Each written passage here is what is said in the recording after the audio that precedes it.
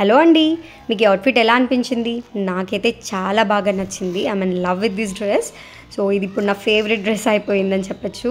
And ఇంత బాగా turn out అవుతుందని నేను అస్సలు అనుకోలేదు. And thanks to the Hema గారు.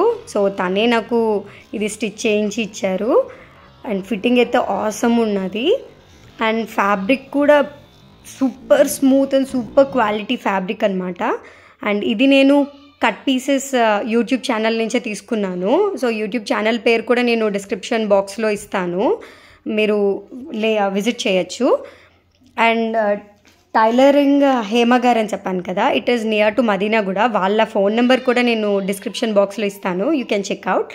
So coming to fabric and Lay's, నాకు అరౌండ్ 12 మీటర్ ఫ్యాబ్రిక్ అయితే పట్టింది. అండ్ లేస్ ఏమో 13 మీటర్స్ పడింది.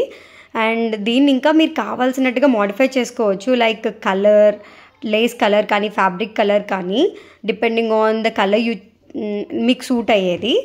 సో మీరు ఎప్పుడు లేస్ ఎలా సెలెక్ట్ చేసుకుంటారంటే, ఇప్పుడు మనకి ఏఐ టూల్స్ ఎలానో ఉన్నాయి కదండి, ఆ ఏఐ టూల్స్లోని మనం ఫ్యాబ్రిక్ ఆల్రెడీ తీసేసుకుంటే ఆ ఫ్యాబ్రిక్కి నియర్ బై కలర్స్ ఏమైనా డార్క్ కలర్స్ ఉంటే ఆ డార్క్ కలర్స్ లేస్ మాత్రం చూస్ చేసుకోండి. అండ్ ఇది మీరు పింట్రెస్ట్లో రిఫరెన్స్ చూస్తే, పింట్రెస్ట్లో మనకి ఇలా వీ షేప్ కింద హ్యాంగింగ్ పాంపామ్స్ వస్తాయి. నాకు ఆ పాంపామ్ మెరూన్ కలర్ అస్సలు ఎక్కడా దొరకలేదు, ఈవెన్ ఆన్లైన్లో కూడా దొరకలేదు. అందుకని చెప్పి నేను నార్మల్ పాంపామ్తోనే మొత్తం కుట్టించేసాను. అండ్ ఈ అవుట్ఫిట్ అయితే చాలా బాగుందండి.